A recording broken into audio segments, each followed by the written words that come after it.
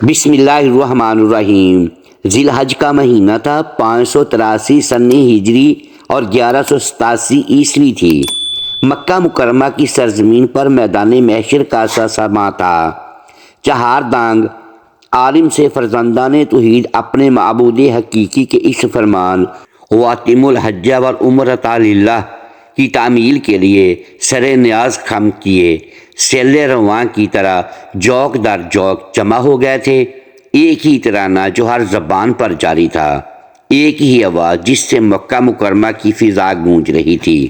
وہ مقدس ترانہ یہ تھا: لبیک اللہم لبیک لا شریک لک لبیک ان الحمد والنعمت لک والملک لا شریک لک۔ اللہ تبارک و تعالیٰ کے یہ وفا شعار بندے دنیا و ما فیہا سے بے نیاز ہر مناسک حج کی ادائیگی میں مصروف تھے، لیکن ایک خواہش جو دلوں کو بے چین کر رہی تھی وہ تھی روضہ رسول صلی اللہ علیہ وآلہ وسلم کی حاضری۔ آخر وہ لمحہ جان فضا آ ہی گیا جب حجاج کرام فرائض حج سے فارغ ہو کر اپنا مال و متاع اونٹوں پر لاد کر دیوانہ وار عشق و مستی میں سرشار جانب مدینہ منورہ قافلہ در قافلہ کوچ کرنے لگے اور اپنے غم خوار آقا کی بارگاہ میں عقیدت و محبت کے نذرانے پیش کرنے لگے۔ انہی میں ایک خوبرو خوش قامت عاشق رسول تھے جن کی عمر تاریخ میں اس وقت 46 سال بتائی جا رہی ہے، اور حالت یہ تھی برہنہ سر، آنکھیں نم اور کثرت سفر کی وجہ سے پاؤں میں چھالے ہیں، لیکن صورت بتا رہی تھی یہ کوئی اللہ والے ہیں۔ اپنے محسن آقا صلی اللہ علیہ وآلہ وسلم کی بارگاہ میں ہر کوئی اپنا درد دل بیان کر رہا تھا، لیکن محبوب رب العالمین کا یہ عاشق ان سب سے بے نیاز ہو کر اپنے معبود حقیقی کی عبادت اور ریاضت میں مشغول تھے کہ اچانک گنبد خضرا سے آواز آئی: اے معین الدین، تو میرے دین کا معین ہے، میں نے تجھے ہندوستان کی ولایت عطا کی ہے، وہاں کفر و ظلمت پھیلی ہوئی ہے، تو اجمیر جا، تیرے وجود سے ظلمت کفر دور ہوگی اور اسلام رونق پذیر ہوگا۔ ہر دل مخمور اور ہر چہرہ مسرور تھا۔ اگر کسی چہرے پر پریشانی کی لکیر اور تفکرات کی سلوٹیں نمایاں تھی تو وہ انہی عاشق رسول کا چہرہ تھا، کیونکہ سلوک و معرفت کا یہ محبتوں بھرا تحفہ انہی کو عطا کیا گیا تھا، یہ مزدائے دل نواز انہی کو سنایا گیا تھا۔ آخر خوشخبری پہ حیران کیوں جب یہ سوال تاریخ کے ورق الٹنے والے مورخوں سے کیا گیا تو جواب ملا: اس وجہ سے کہ وہ انجان تھے اس ملک سے جس کا مزدہ سنایا گیا تھا۔ انہیں معلوم نہ تھا کہ شہر اجمیر کہاں ہے، سمت سفر کیا ہوگی، مدینہ سے مسافت کتنی ہے، راستہ کے پیچ و خم کیا ہیں۔ ابھی وہ انہی فکروں میں گم تھے کہ گنبد خضرا کی ٹھنڈی ٹھنڈی ہواؤں نے ان پر غنودگی طاری کر دی۔ خواب میں امام الانبیاء نبی رحمت صلی اللہ علیہ وآلہ وسلم تشریف لائے، اپنے جمال جہاں آرا کے دیدار سے مشرف فرمایا اور ایک نظر میں مشرق سے مغرب تک سارے عالم کو دکھا دیا۔ تمام دیار و امصار نگاہوں کے سامنے تھے، شہر اجمیر، وہاں کا قلعہ اور پہاڑیاں نظر آنے لگیں۔ حضور صلی اللہ علیہ وآلہ وسلم نے اپنے اس عاشق صادق کو ایک جنتی انار عطا فرما کر ارشاد فرمایا: ہم تم کو اللہ کے سپرد کرتے ہیں۔ آنکھیں کھولی تو ہندوستان کا پورا نقشہ پیش نظر تھا۔ چنانچہ تعمیل آقا کے لیے 40 اولیاء کے ساتھ ہندوستان کا رخ کیا۔ مدینہ منورہ سے وہ عاشق صادق بغداد پہنچے، جہاں کچھ دنوں مشائخین وقت سے صحبتیں رہیں، پھر 586 ہجری 1190 عیسوی کو بقصد اجمیر بغداد سے عازم سفر ہوئے۔ دوران سفر چشت، خراقان، کرامان، استر آباد، بخارا، تبریز، اصفہان، ہرات سبزہ وار ہوتے ہوئے بلخ پہنچے، جہاں کچھ ایام قیام کیے، پھر بلخ سے روانہ ہو کر سمرقند ہوتے ہوتے غزنی پہنچے۔ یہاں شمس العارفین عبد الواحد رحمۃ اللہ علیہ سے ملاقات کی اور کچھ دنوں روحانی صحبت گرم رہی، پھر اپنے روحانی قافلہ کے ساتھ لاہور پہنچے۔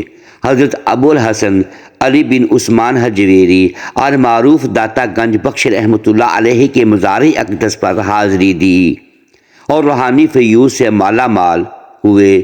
جب روانہ ہونے لگے تو مزار مبارک پر یہ شعار پڑا: گنج بخش فیض عالم، مظہر نور خدا، ناک سارا پیر کامل، کاملہ راہ رہنما۔ لاہور سے سمانہ ہوتے ہوئے ہندوستان کی راجدھانی دہلی پہنچ کر راجہ کھانڈے راؤ کے راج محل کے سامنے ایک بت کدا کے پاس قیام کیے اور اپنے اعلیٰ اخلاق و کردار، سادہ مؤثر نصیحتوں سے راج کھانڈے راؤ کے کاریگروں اور بہت سے راجپوتوں کو کلمہ اسلام پڑھنے پر مجبور کر دیا۔ لوگ جوک در جوک آنے لگے اور اسلام کا نور پھیلنے لگا۔ دیکھتے ہی دیکھتے دہلی کی سرزمین پر مسلمانوں کا ایک وسیع حلقہ تیار ہو گیا۔ چونکہ اس مرد مجاہد کی منزل مقصود اجمیر تھی، اس لیے اپنے خلیفہ حضرت قطب الدین بختیار کاکی رحمۃ اللہ تعالیٰ علیہ کو دہلی میں خلق خدا کی ہدایت کے لیے چھوڑ کر عازم اجمیر ہو گئے۔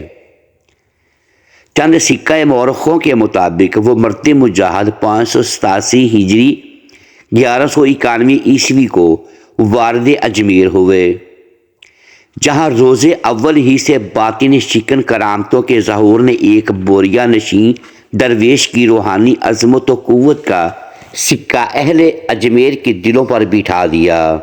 اجمیر کے عوام و خواص کی کثیر تعداد شرک و بت پرستی کے کارو عمیق سے نکال کر فرمانے باری تعالیٰ وَرَأَيْتَ النَّاسَ يَدْخُلُونَ فِي دِينِ اللَّهِ أَفْوَاجًا کی ڈور سے منسلک ہونے لگی، اور ایک وقت وہ آیا کہ شہر اجمیر کی پوری فضا کلمہ توحید سے گونجنے لگی۔ قبل ازیں کہ اس مرد خدا کی کچھ کرامتیں سپرد کرتاس کی جائیں، نام و نسب اور ولادت و بچپن کا بیان بھی ضروری ہے۔ تاریخ میں اس عظیم مرد مجاہد کا نام معین الدین بتایا جاتا ہے، جنہیں والدین پیار سے حسن کہا کرتے تھے اور غریب پروری کی وجہ سے غریب نواز کے نام سے مشہور ہوئے۔ والد محترم کا نام خواجہ غیاث الدین حسن ہے، جو زہد و ورع، تقوی و طہارت میں ممتاز اور علم ظاہر و باطن سے بھی آراستہ تھے۔ یہ 8ویں پشت میں حضرت موسیٰ کاظم کے پوتے ہوتے ہیں، اور والدہ ماجدہ کا نام بی بی ام الورا ہے، جو بی بی ماہ نور سے مشہور تھیں۔ یہ بھی بلند کردار پاکیزہ باطن خاتون تھیں۔ حضرت خواجہ غریب نواز کی ولادت باسعادت 537 ہجری 1142 عیسوی کو موضع سنجر علاقہ سجستان میں ہوئی۔ آپ نے متقی و پارسا والدین کی آغوش میں تربیت میں پرورش پائی تھی، اس لیے عام بچوں کی طرح آشنائے لہو لعاب نہ تھے۔ ابتدائی تعلیم والد گرامی کے زیر سایہ ہوئی۔ 9 برس کی عمر میں قرآن پاک حفظ کر لیا، پھر ایک مدرسہ میں داخل ہو کر تفسیر و حدیث و فقہ کی تعلیم حاصل کی اور بہت قلیل مدت میں کثیر علم حاصل کر لیا۔ جب عمر شریف 15 سال کی ہوئی تو والد کا سایہ شفقت سر سے اٹھ گیا۔ ترکہ پدری سے ایک باغ اور ایک چکی ملی تھی، جس کو آپ نے ذریعہ معاش بنایا اور خوشگوار زندگی گزرنے لگی۔ مگر قدرت نے آپ کو اپنی مخلوق کے دلوں کی باغبانی کے لیے پیدا فرمایا تھا۔ چنانچہ ایک دن ایک مجذوب حضرت ابراہیم قندوزی رحمۃ اللہ علیہ باغ میں تشریف لائے اور سوکھی روٹی کا ایک ٹکڑا کھلا کر دل کی دنیا میں انقلاب پیدا کر دیا۔ فوراً حضرت خواجہ غریب نواز نے باغ اور چکی بیچ کر اس کی قیمت فقراء میں تقسیم کر دی اور تلاشی حق میں نکل پڑے۔ کئی مقامات سے گزرتے ہوئے کریا ہرون پہنچے، جہاں حضرت خواجہ عثمان ہرونی نے آپ کو اپنے حلقہ ارادت میں داخل فرما کر اپنی 2 انگلیوں کے درمیان سے اوپر عرش عظیم اور نیچے تحت الثری تک دکھا دیا۔ 20 سال تک اپنے مرشد کی خدمت کرتے رہے، یہاں تک کہ ایک دن پیر و مرشد نے آپ کو ساتھ لے کر خانہ کعبہ کا سفر کیا۔ طواف و زیارت کے بعد ہاتھ پکڑ کر حق تعالیٰ کے سپرد کر دیا۔ جب زیر حتیم کعبہ مناجات کی ندا آئی، ہم نے معین الدین کو قبول کیا۔ بعد ازاں بارگاہ آقا صلی اللہ علیہ وآلہ وسلم میں حاضر ہو کر بحکم مرشد حضرت خواجہ نے سلام عرض کیا تو روضہ انور سے اس طرح جواب ملا: وعلیکم السلام یا قطب المشائق بروبر۔ یہ تو مرشد برحق کے ساتھ کا واقعہ ہے، لیکن جب دوسری مرتبہ اپنے مرید خاص حضرت قطب الدین بختیار کاکی رحمۃ اللہ علیہ کو ساتھ لے کر حج و زیارت کے لیے تشریف لے گئے تو ایک دن کا واقعہ ہے کہ آپ حرم کعبہ کے اندر یاد الہی میں مشغول تھے کہ ہاتف کی آواز سنی: اے معین الدین، ہم تجھ سے خوش ہیں، تجھے بخش دیا، جو کچھ چاہے مانگ تاکہ عطا کروں۔ اور جب روضہ انور کی زیارت کے لیے پہنچے تو یہ خوشخبری سنی: اے معین الدین، تو میرے دین کا معین ہے، ہندوستان کی ولایت میں نے تجھے عطا کی۔ یہی وہ بشارت عظمیٰ ہے جس سے میں نے اپنے مقالہ کا آغاز کیا تھا۔ اب لگے ہاتھوں حضرت خواجہ غریب نواز رحمۃ اللہ علیہ کی چند بصیرت افروز کرامتیں بھی ملاحظہ فرمائیں۔ دوران قیام بغداد ایک دن خواجہ غریب نواز، شیخ واحد الدین، شیخ شہاب الدین سہروردی اور خواجہ قطب الدین بختیار کاکی کی ایک مجلس میں تھے۔ انبیاء علیہ السلام کا ذکر و خیر ہو رہا تھا کہ سامنے سے ایک 12 سالہ لڑکا ہاتھ میں ایک پیالہ لیے جا رہا تھا۔ دوسری کتابوں میں تیر و کمان کا ذکر ہے۔ جب بزرگوں کی نگاہیں اس پر پڑی تو حضرت خواجہ غریب نواز نے فرمایا: یہ لڑکا ایک دن دہلی کا بادشاہ بنے گا۔ چنانچہ یہی وہ لڑکا شمس الدین التمش کے نام سے دہلی کا بادشاہ گزرا ہے۔ ایک مرتبہ حضرت خواجہ غریب نواز اپنے مریدوں کے ساتھ ایک گھنے جنگل سے گزر رہے تھے کہ وہاں بسنے والے ڈاکوؤں نے آپ کے مریدوں پر حملہ کر دیا اور لوٹ مار شروع کر دی۔ یہ دیکھ کر حضرت خواجہ غریب نواز نے جب نگاہ جمال ان ڈاکوؤں پر ڈالی تو وہ کانپنے لگے اور قدموں میں گر پڑے۔ چھینا ہوا سامان واپس کیا اور آپ کے دست حق پرست پر سب کے سب مشرف اسلام ہوئے۔ کلمات الصادقین میں لکھا ہے کہ ایک دن حضرت خواجہ غریب نواز کا گزر کفار کے ایک بت کدے کی طرف سے ہوا۔ اس وقت 7 کافر بت پرستی میں مشغول تھے۔ آپ کا جمال جہاں آرا دیکھتے ہی بے بس ہو گئے اور قدموں میں آ کر گر گئے۔ فوراً توبہ کی اور مشرف اسلام ہو گئے۔ آپ نے ان میں سے ایک کا نام حمید الدین رکھ دیا۔ چنانچہ شیخ حمید الدین دہلوی ان 7 حضرات میں سے ایک ہیں جنہوں نے شہرت پائی۔ ایک روز حضرت خواجہ غریب نواز صحرا سے گزرے۔ وہاں آتش پرستوں کا ایک گروہ آگ کی پرستش میں مشغول تھا۔ حضرت خواجہ غریب نواز نے ان لوگوں سے آتش پرستی کے بارے میں دریافت کیا تو انہوں نے جواب دیا کہ ہم لوگ آگ کو اس لیے پوجتے ہیں کہ دوزخ میں یہ آگ ہمیں تکلیف نہ پہنچائے۔